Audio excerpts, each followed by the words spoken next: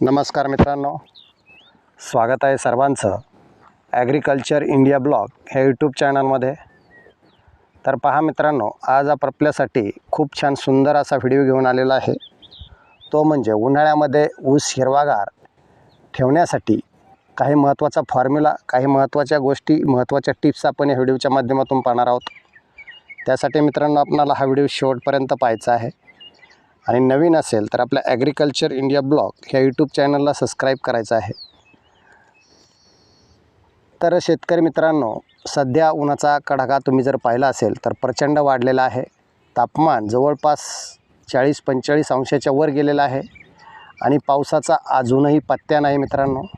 आणि अशा अवस्थेमध्ये आपला ऊस सुकत असेल, कडक उन्हामुळे, उष्णतेमध्ये आपल्या ऊसाला आपण जीवापाड जपलेलं असतं आणि ऊस बऱ्याचदा सुकतो, पिवळा पडतो, ऊसाची वाढ थांबते आणि पाने सुकल्यासारखे दिसतात मित्रांनो।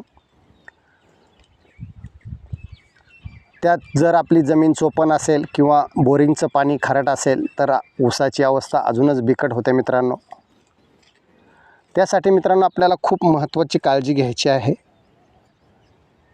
आणि ती काळजी कशा पद्धतीने घ्यायची आपण तेच ह्या व्हिडिओच्या माध्यमातून पाहणार आहोत।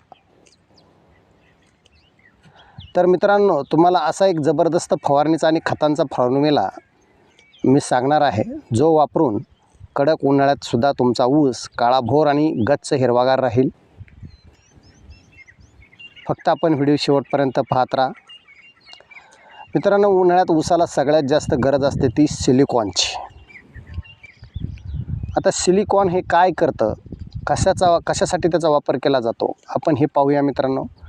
तर ते ऊसाच्या पानांच्या ज्या पेशी आहेत मित्रांनो त्या मजबूत करतं आणि ऊसाच्या पानावरील जी त्वचा आहे ती त्वचा मित्रांनो जाड करतं। आणि मग ह्या जाड झालेल्या ऊसाच्या पानाच्या त्वचेमुळं काय होतं, यामुळे कडक उन्हामध्ये पानातून जे पाण्याचे बाष्पीभवन होते त्याचे प्रमाण मित्रांनो खूप कमी होतं। म्हणजेच कमी पाण्यातही ऊस कडक ऊन सहन करू शकतो। हा मित्रांनो सिलिकॉनचा रिझल्ट आहे, त्याचा पॉवर आहे, हे त्याचं काम आहे मित्रांनो। तर त्याच्यामध्ये तुम्ही तुमच्या ऊसाला मित्रांनो हा सिलिकॉनचा फवारा घेऊ शकता। त्याचा खूप मोठा योगदान तुम्हाला ऊसासाठी, उष्णतेसाठी वाचवण्यासाठी त्याचा कार्य खूप फायद्याचं पडेल मित्रांनो। यासाठी मित्रांनो आपल्याला बाजारात जे मिळणारे ॲथोसिलिक ॲसिड हे मित्रांनो आपल्याला साधारणपणे 2.5 ते 3 मिली प्रति लिटर पाण्यामध्ये मिसळून ऊसावर पहिली फवारी घ्यायची आहे मित्रांनो। त्यामुळे ऊसाची पाने ताहट राहतील आणि कडक उन्हातही ऊस अजिबात सुकणार नाही मित्रांनो। त्याच्यामुळं हे घ्यायचं आहे आपल्याला ॲथोसिलिक ॲसिड, म्हणजेच त्याचा तुम्हाला फायदा होईल। आता ऊसाचा हिरवागार फॉर्म्युला म्हणजे दुसरा टप्पा आपण पाहणार आहोत। आता मित्रांनो, दुसरे म्हणजे अत्यंत महत्त्वाची गोष्ट म्हणजे ऊसाचा पिवळेपणा घालवण्यासाठी, त्याला गर्द हिरवा रंग कसा आणायचा, यासाठी एक साधा पण अत्यंत प्रभावी फॉर्म्युला आपण पाहणार आहोत। तर काय करायचं मित्रांनो, प्रति 10 लिटर पाण्यासाठी आपल्याला घ्यायचं आहे ते म्हणजे फेरस सल्फेट। मित्रांनो, हे 50 ग्रॅम आपल्याला घ्यायचं आहे। तर याच्यामुळे काय होणार आहे मित्रांनो, लोहाच्या कमतरतेमुळे होणारा जो पिवळेपणा आहे तो पिवळेपणा घालवण्यासाठी हा आपल्याला फेरस सल्फेटचा 50 ग्रॅमचा आपल्याला हा घ्यायचा आहे। त्याच्यानंतर दुसरा जे आहे ते म्हणजे मित्रांनो मॅग्नेशियम सल्फेट, हे सुद्धा 50 ग्रॅम घ्यायचं आहे। तर मित्रांनो, हे मॅग्नेशियम सल्फेट याचा काय काम असतं, याचं काय कार्य असतं ऊसामध्ये ते पाहूया। तर मित्रांनो, हे काय करतं, पानामध्ये हरितद्रव्य म्हणजेच क्लोरोफिल वाढवण्यासाठी याचा खूप मोठ्या प्रमाणात आणि चांगला फायदा होतो। त्याच्यामुळे मॅग्नेशियम सल्फेट याचासुद्धा आपण वापर करायचा आहे। आणि दुसरी गोष्ट मित्रांनो तो म्हणजे युरिया। 100 ग्रॅम ऊसाला मित्रांनो तात्काळ नत्र मिळवून देण्यासाठी किंवा वाढ जोमदार होण्यासाठी मित्रांनो आपल्याला हे 100 ग्रॅम युरिया घ्यायचा आहे. या तिन्हींचं मिश्रण मित्रांनो करून एखाद्या चांगल्या दर्जा स्टिकरचं त्याच्यामध्ये मिसळायचं आहे, जेणेकरून याचा आपल्याला फवारा घ्यायचा आहे आणि जेणेकरून औषध पानावर नीट पसरेल. ही फवारणी केल्यानंतर अवघ्या 4 ते 5 दिवसात तुमच्या ऊसाचा रिझल्ट मित्रांनो तुम्हाला समोर दिसेल. ऊस काळाभोर पडलेला असेल आणि तुम्हाला तो दिसेल मित्रांनो.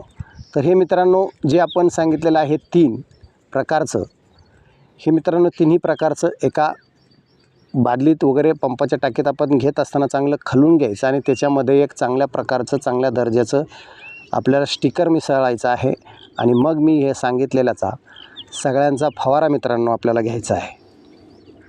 आता दुसरी गोष्ट आणि चौथा मुद्दा म्हणजे जर आपण चोपण जमीन आणि खारट पाण्याची व्यवस्थापन आपल्या जर जमिनीला होत असेल तर मित्रांनो त्याच्यासाठी आता आपण पर्याय पाहणार आहोत. तर शेतकरी मित्रांनो आपल्या भागातील बऱ्याच शेतकऱ्यांची जमीन ही चोपण प्रकारची आहे आणि बोरवेलचे पाणी खारट आहे. अशा परिस्थितीत उन्हाळ्यात ऊसाची जी मुळे अन्नद्रव्ये शोषून घेऊ शकत नाहीत. त्याच्यामुळे याच्यावरती यासाठी आपल्याला जमिनीतून आळवणी किंवा मग ठिबकद्वारे खते घ्यावे लागतील. तर ती कोणत्या प्रकारची खते घ्यायची मित्रांनो ते आपण पाहूया. तर मित्रांनो आपण प्रति एकरी 10 kilo magnesium sulphate, 5 kilo ferrous sulphate आणि सोबतीला चांगल्या दर्जाचं ह्युमिक ॲसिड सोडावे. यामुळे मित्रांनो तुमच्या ऊसाची जी अन्नद्रव्य मुळे जी अन्नद्रव्य शोषून घेण्याची जी प्रक्रिया आहे ती चांगल्या प्रकारे होऊ शकते आणि यामुळे मित्रांनो कार्यक्षमता वाढेल, खारट पाण्याचा ताण कमी होईल आणि ऊसाच्या जमिनीतून अन्न मिळवायला जी मुळांचं जी आहे ती सुरुवात होईल. तसेच मित्रांनो उन्हाळ्यात पाणी देताना ते नेहमी सायंकाळी किंवा रात्रीच्या वेळी देण्याचा प्रयत्न करा, जेणेकरून जमिनीत ओलावा जास्त वेळ टिकून राहील. आणि शक्य असल्यास ऊसाचं आपल्याला पाचट असतं, समजा ऊस मोठाला असेल तर त्याचं जे खालचं पाचट आहे तो पाचटाचा आच्छादन आपण काढू शकता आणि त्याचा ओलावा जास्त काळ टिकून राहण्यास मदत होईल, ज्यामुळे जमिनीतील मित्रांनो ओलावा टिकून राहील. आता आपल्याला 5वा जो मुद्दा आहे तो पाहायचा आहे, तो म्हणजे फवारणीची योग्य वेळ आणि काळजी. आता फवारणीची योग्य वेळ आणि काळजी कशी घ्यायची बघा. एक महत्त्वाची टीप मी सांगणार आहे ती लक्षात ठेवा. उन्हाळ्याच्या दिवसात कोणतीही फवारणी दुपारच्या तीव्र उन्हामध्ये करू नका.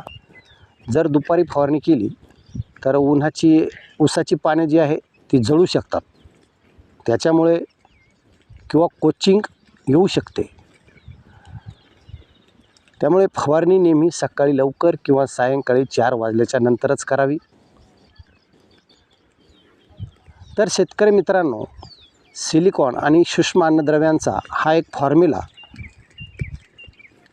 आपण नक्की वापरून बघा. तुमचा ऊस उन्हाळ्यातही कसा दमदार वाढतोय हे तुम्हाला स्वतःला दिसेल. त्याच्यामध्ये तुमचा ऊस 1-1.5 महिन्याचा असेल किंवा 2 महिन्याचा असेल किंवा 4 महिन्याचा असेल, याच्यावरती तुम्ही हा प्रयोग नक्की मित्रांनो करू शकता. आणि मित्रांनो आता ही माहिती तुम्हाला कशी वाटली मला कमेंट करून नक्की सांगा. आणि हा व्हिडिओ आपल्या इतर उत्पादक शेतकरी मित्रांनो व्हॉट्सअप ग्रुपवरती तुमच्या शेअर करा, मित्रमंडळींना शेअर करा आणि नवीन असेल तर चॅनलला सबस्क्राईब करा. आणि हो, आपल्या ॲग्रिकल्चर इंडिया ब्लॉग ह्या यूट्यूब चॅनलला सबस्क्राईब करायला विसरू नका. तर मित्रांनो असंच पुन्हा भेटू एका नवीन आणि माहितीपूर्ण व्हिडिओमध्ये.